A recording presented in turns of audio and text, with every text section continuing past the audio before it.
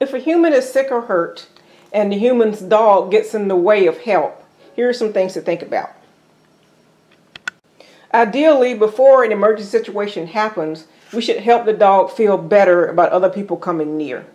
If it's a resource guarding issue, then through the help of a skilled trainer, pet parents can work on resource guarding. Make sure that the training is completely positive, no punishment at all.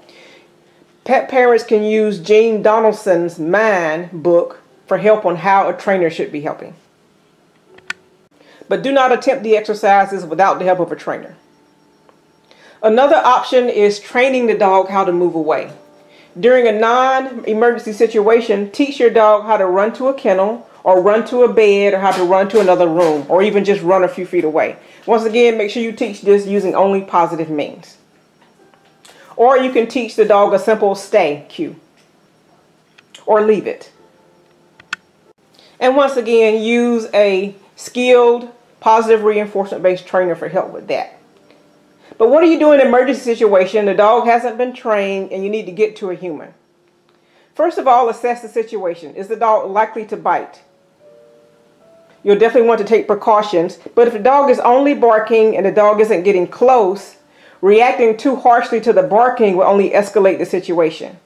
If you feel like you're safe, just completely ignore the barking. Don't scold the dog. Don't yell at the dog. Don't come towards the dog. Just go ahead and help the human.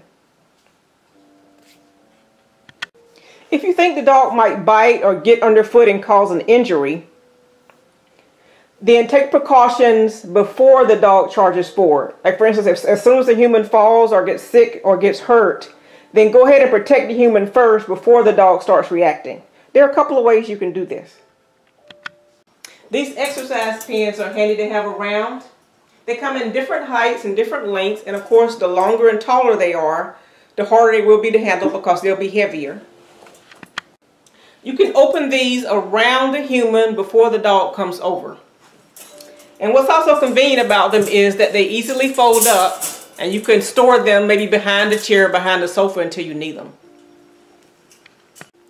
If the dog is being aggressive, you're concerned for your safety, you can actually put this down, either opened or closed, in front of the dog to help protect yourself. But be aware, dogs are very fast.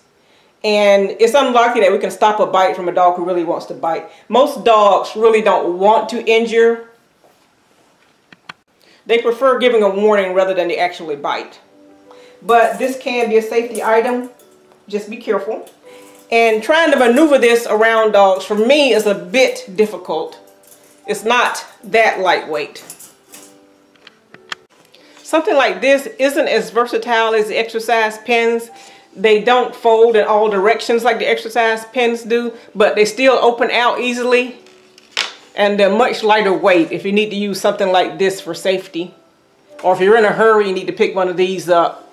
And of course, you can't get it all the way around the human unless you have 2 or 3 of these, but you can block off the human in a corner away from the dog. Or you can even corral the dog in with one of these. Corral the dog into a corner like so if you need to. But be aware, this is going to make the dog even more aggressive. So only do this if it's a necessity.